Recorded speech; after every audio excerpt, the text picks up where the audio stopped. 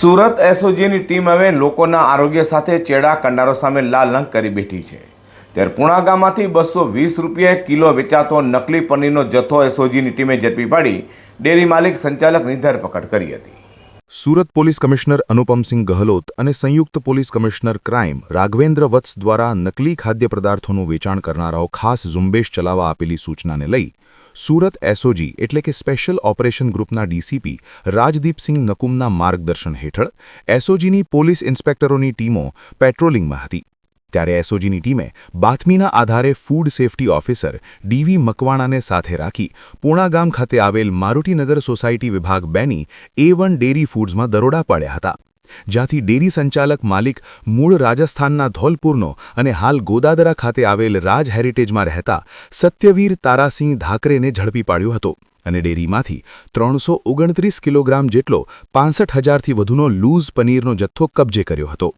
તો આરોપીની પૂછપરછ કરતા તેણે કબૂલાત કરી હતી કે દર બીજા દિવસે તે પોતાની ઇકો કાર લઈ કડોદરા ચોકડીએ જતો હતો અને ત્યાંથી અશોક દુબે નામના ઇસમ પાસેથી 200 રૂપિયા કિલો પનીર લાવી 220 રૂપિયા કિલો વેચી દેતો હતો।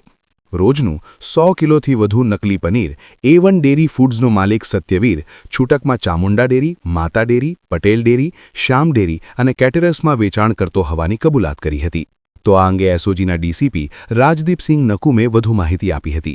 એસઓજી અને ફૂડ સેફ્ટી ઓફિસરની સંયુક્ત ટીમે A1 ડેરી ફૂડ્સ પૂણા ગામ સુરત જેનો સંચાલક સત્યવીર ઠાકુર છે ત્યાંથી 329 કિલોગ્રામ લૂઝ પનીર પકડવામાં આવ્યું છે અને આ જે પનીર છે એ કડોદરા જે ચોકડી છે ત્યાં અશોક દુબે પાસેથી લાવે છે અને 200 રૂપિયામાં ખરીદે છે, 220માં હોલસેલ વેચે છે। 100 કિલોગ્રામનું કામકાજ છે અને છૂટક 2.5 વર્ષથી ધંધો કરે છે। ચામુંડા ડેરી, માતા ડેરી, પટેલ ડેરી, શ્યામ ડેરી તથા કેટરિંગના વ્યવસાય સાથે સંકળાયેલા લોકોને આ વેચે છે।